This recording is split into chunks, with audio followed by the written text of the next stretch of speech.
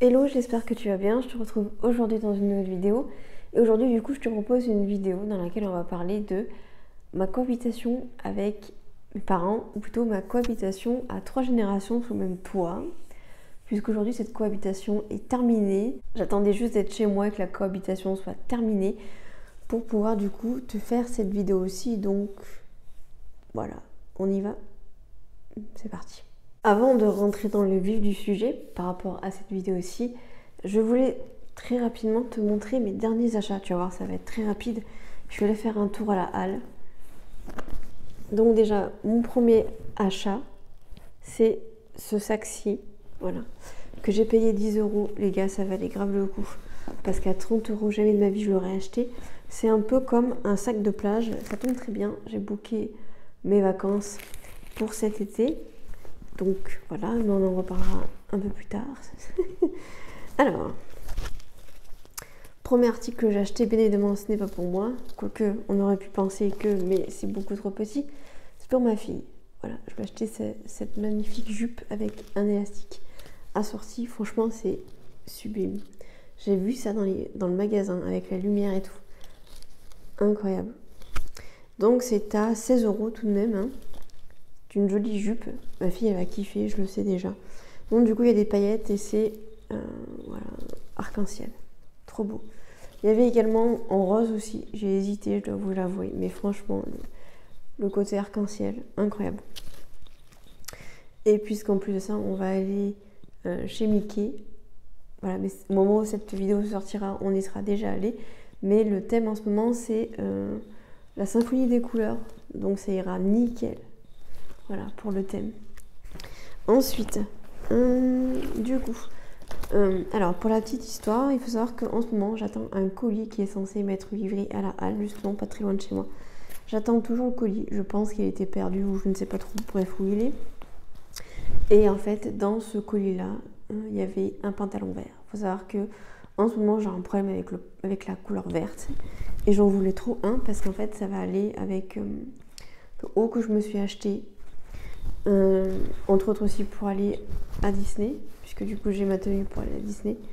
Alors, voici le pantalon. On dirait pas comme ça, mais vraiment très très beau. Voilà, je suis refaite, j'ai trouvé mon pantalon vert, tout va bien. Ensuite, encore une fois pour ma fille en fait n'a pas beaucoup de robes et elle adore ça. Enfin, quand je dis robes, c'est des robes portables, on va dire. Donc voilà, je lui ai acheté dans le même thème que la jupe. Je lui ai acheté du coup cette petite robe-ci. Incroyable vraiment, avec un petit cœur doré au niveau de la poitrine. Et du coup, voilà vraiment une robe, mais je vous jure, mais elle va être comme une dingue quand elle va rentrer. Incroyable. Voilà, je suis contente pour ma fille. Donc le pantalon, je ne l'ai pas dit, mais il était en réduction, il était à 15 €. Et du coup, la robe est à 18 €. C'est quand même pas donné, hein, vraiment. Et du coup, comme j'ai un peu culpabilisé par rapport à mon fils, mais c'est vrai qu'à la halle, j'ai vraiment du mal à lui trouver des choses qui lui vont. Puisqu'en ce moment, mon fils aime bien Pokémon. Et il y a une collection Pokémon, mais il n'y avait pas sa taille. J'ai pas compris, bref. Donc je lui ai quand même trouvé ce super sweet dinosaure. Voilà. Il va être trop content. Donc il était à 16 balles tout de même. Et donc c'est du 5 ans. Ma fille, j'ai tout pris en 4 ans, même si c'est clairement grand, mais bon, au moins ça lui fera plus longtemps. Et mon fils, voilà, je lui ai pris un sweat en 5 ans. Et je pense qu'il va être très content, même si honnêtement, il n'y en avait pas besoin. À la base, en fait, j'étais allée à la halle parce que du coup, je voulais essayer de me trouver ce fameux pantalon vert.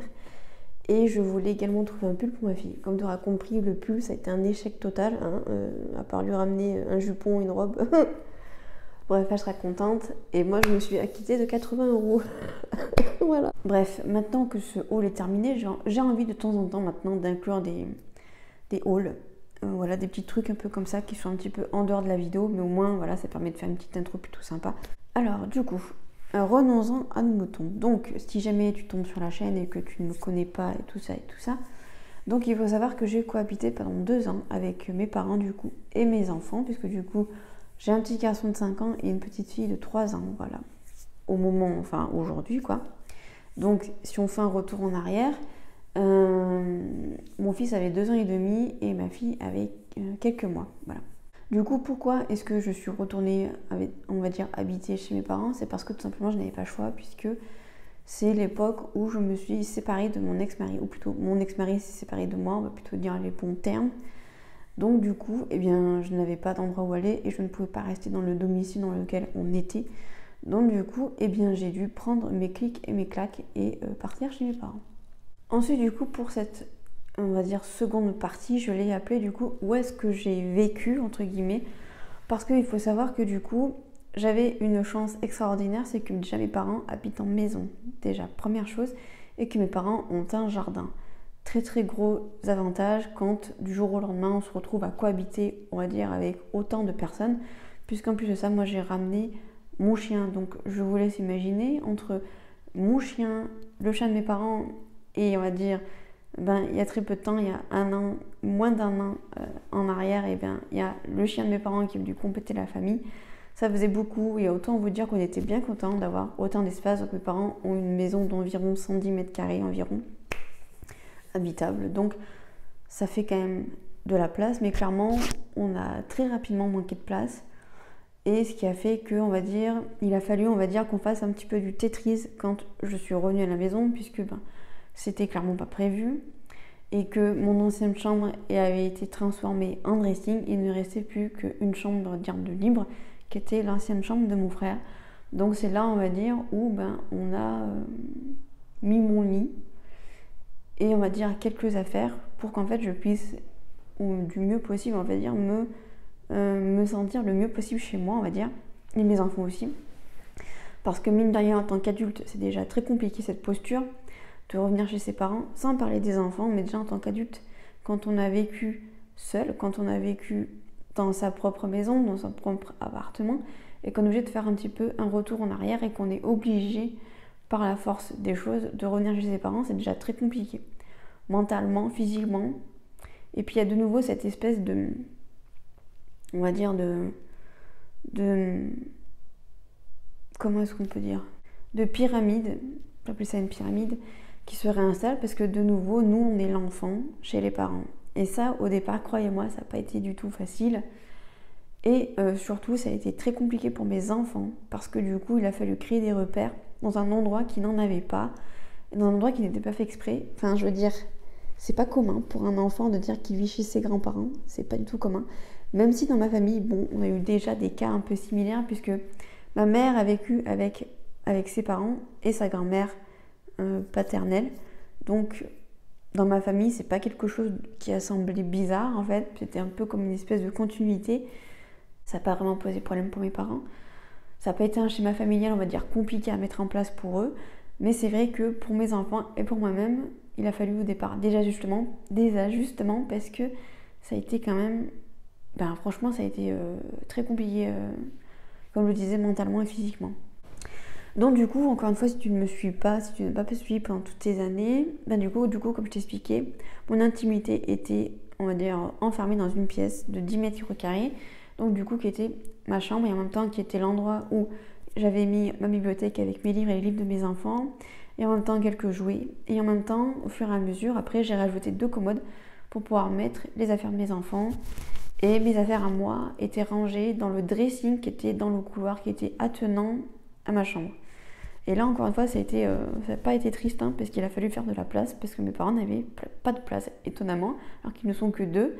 Mais voilà, au plus on a de place, au plus on a envie de remplir, et c'est exactement ce que mes parents ont fait. Ils ont rempli.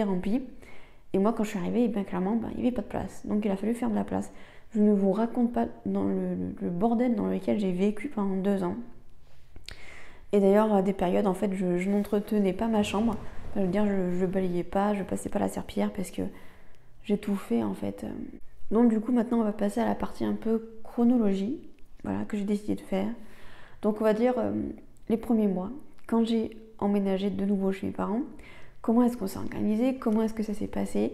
Moi il faut savoir qu'au tout départ, quand je suis arrivée chez mes parents et que du coup j'ai recommencé à investir les lieux, je me suis sentie extrêmement bien parce que mine de rien la maison de mes parents c'est là où j'ai vécu dès mes 7 ans. J'ai presque envie de dire jusqu'à maintenant. Donc c'est un endroit que je connais, c'est un endroit dans lequel je me sentais bien. Et c'est un endroit dont j'avais besoin de faire un break. Après tout ce qui m'est littéralement passé dessus. Donc autant vous dire que j'ai vraiment apprécié le fait de retourner au départ chez mes parents. Ça m'a fait énormément de bien. Ça m'a permis de marquer une coupure et ça m'a surtout permis d'avoir du relais parce que je me suis littéralement retrouvée seule. Mais alors, seule les gars, mais comme jamais de ma vie j'ai été seule. Donc le fait d'avoir mes parents, même si mes parents travaillent, je le redis ici, mais mes parents travaillent, ils ne sont pas à la retraite. Donc, eh ben, je vous laisse imaginer un peu la fatigue que ça peut être pour deux personnes d'une cinquantaine d'années d'être, on va dire, de nouveau... d'être obligée finalement d'être le repère de deux enfants et d'être aussi mon repère à moi parce que je suis revenue chez eux, j'avais plus rien. Voilà. Plus de meubles, plus de situation financière, plus de situation professionnelle, j'avais plus rien. Bref. Donc du coup, comme je le disais, les premiers mois, ça a été vraiment quelque chose d'hyper important et d'hyper salvateur pour moi, ça m'a fait énormément de bien. Ensuite, il a fallu gérer bien évidemment le côté émotionnel, plus particulièrement de mon fils parce que ma fille était vraiment un tout petit bébé.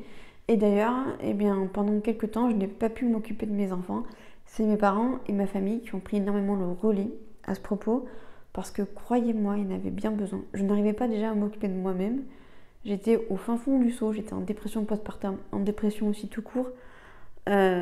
C'était vraiment mais la pagaille les gars, vraiment. Un enfer sur terre. Un enfer sur terre. Donc, du coup, comme je le disais, mes parents ont énormément pris le relais par rapport à mes enfants et heureusement qu'ils ont été là. Ils ont énormément pris le relais aussi, tous les à côté, à savoir la bouffe, à savoir l'entretien d'une maison, à savoir s'occuper de mon chien aussi également. Bref, ils ont tout géré pendant plusieurs mois. Le step 2, j'appelle ça le step 2 du coup parce que là, on va arriver dans une période où je commençais à me sentir mieux. J'ai commencé à de nouveau sortir de temps en temps quand j'avais pas mes enfants parce que c'est vrai qu'au départ, mes enfants étaient tout le temps avec moi. Après, mon fils est parti chez son père un week-end sur deux, mais j'avais toujours ma fille. Donc du coup, pour faire des sorties en solo, c'était un peu compliqué. Et puis bon, même moi, à ce moment-là, j'en étais pas capable. Ma fille a commencé à vraiment aller chez son père quand elle avait 1 an et demi. Donc du coup, voilà, ça s'est pas fait tout de suite. Et là où j'ai énormément remercié mes parents, c'est que mes parents n'ont jamais remis en compte mon autorité. C'est-à-dire que très souvent, même quand on n'habite pas forcément sous le même toit que ses parents, mais très souvent il peut y avoir un peu un mélange au niveau de l'autorité parce que les grands-parents peuvent prendre le pas sur le parent ou les parents, le fameux papy gâteau ou mamie gâteau, ou chez papy mamie on fait un peu ce qu'on veut et chez maman c'est pas le cas. Sauf que là en fait, comme on vivait dans la même maison, il fallait que les règles soient les mêmes pour tout le monde. Là il n'y avait pas vraiment, on va dire, de changement entre ce que disait papy et mamie et entre ce que moi je disais. Et j'ai envie de vous dire encore heureux. Bien sûr, on s'est déjà pris la tête, il y a eu des périodes très compliquées où je me prenais énormément la tête avec mes parents. Parce que des fois on s'entendait pas, parce que des fois on était saoulés de se voir, parce que on était H24 tout le temps ensemble. Et imaginez, vous tapez votre journée de boulot alors que vous avez élevé vos enfants sont partis, vous tapez votre journée de boulot, vous rentrez chez vous le soir, vous avez envie d'être peinard, et là vous avez votre enfant ou un de vos enfants et vos petits-enfants qui sont là, et ça fait du bruit, ça chahute, et les dessins animés qui sont allumés, enfin bon bref, vous voyez un peu le truc. Et là c'était un peu ça, c'est-à-dire qu'il y a une période où on se prenait énormément la tête. Mais des fois les gars, c'était pour des broutilles, c'est juste qu'on s'entendait pas parce qu'on en avait marre de se voir, littéralement. Et comme je le disais, du coup, je suis méga reconnaissante par rapport à mes parents, par rapport au fait qu'ils ont toujours respecté mon autorité sur mes enfants. Ils n'ont jamais remis en compte, même devant mes enfants, mon autorité. C'est-à-dire que quand je disais non, c'était non. C'était pas maman a dit non, mais papy va dire oui. Ça n'a jamais été comme ça. Et je sais à quel point, même quand on vit dans des maisons séparées, des fois c'est très compliqué parce que les grands-parents ne l'entendent pas comme ça. Et moi, je me dis cette chance-là. Voilà. Qu'avec mes parents, ça s'est plutôt bien passé. Et ensuite, du coup, je te propose qu'on attaque la dernière, on va dire, partie de cette vidéo, à savoir finalement la dernière phase. À savoir la phase où je ne me sens plus bien chez mes parents. Je me souviens d'ailleurs, j'avais fait une vidéo, je crois que c'était sur mes résolutions sur l'année 2022, où je disais que je ne m'imaginais pas partir.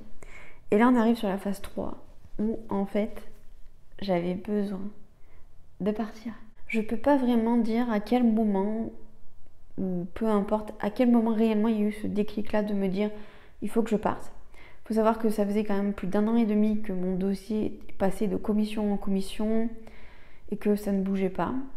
Ben moi, je désespérais un peu et j'avais qu'une hâte, c'était de partir. J'allais très souvent sur les sites des différents bailleurs de là où j'habite pour essayer de voir si, si je pouvais pas changer de bailleur, s'il pouvait pas y avoir un appartement qui allait se libérer pour moi, etc., etc. Et ouais, je ne sais pas comment expliquer, je ne sais pas comment dire, je ne peux pas dire réellement à quel moment je me suis dit ok, c'est le moment où là j'ai besoin de partir. Ça s'est fait en fait au fur et à mesure que finalement j'ai grandi, j'ai évolué et il s'est passé tellement de choses, mais très souvent on dit qu'il se passe rien et puis tout d'un coup au moment où il commence à se passer un truc, il va y avoir un peu comme une avalanche en fait, et il va se passer plein de choses et c'est exactement ce qui s'est passé. C'est-à-dire que pendant plus d'1 an, j'ai pinaillé, mais alors pinaillé comme jamais j'ai pinaillé. Ne serait-ce que pour avoir une place en crèche pour ma fille. Et là, tout d'un coup, j'arrive à avoir une place en crèche à temps plein. J'arrive à rentrer en formation. J'arrive à tenir jusqu'au bout de la formation. Et croyez-moi, ça n'a pas été facile. Je passe mes examens finaux. À l'heure actuelle, toujours pas les résultats. Mais bon, bref. J'ai passé les examens finaux. Mon dossier passe sur un appartement, l'appartement dans lequel je suis actuellement.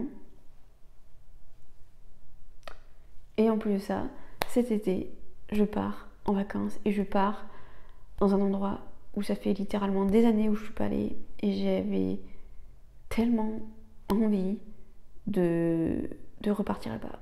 Puisque du coup, je pars normalement en Corse, voilà, cet été.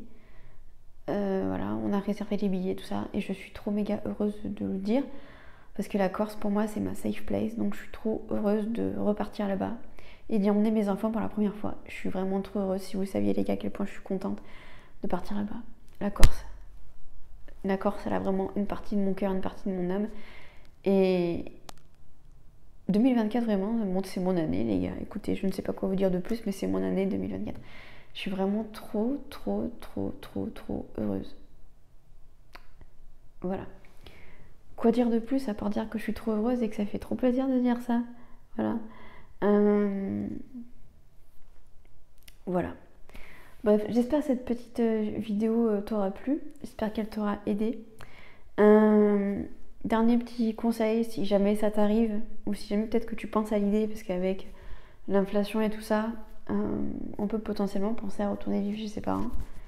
Comme je t'ai dit, du coup, pour moi, ça s'est super bien passé. Il n'y a pas eu vraiment de gros problèmes. Bien sûr, on s'est clashé avec mes parents, mais ça, c'est normal. Mais je suis méga reconnaissante.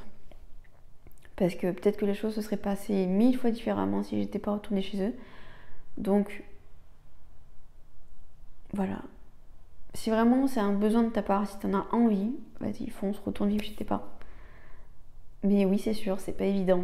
Surtout après avoir vécu seule et de nouveau devoir retourner chez ses parents, c'est pas forcément évident d'avoir un peu ce statut d'enfant et en même temps on n'est plus une enfant, c'est pas évident.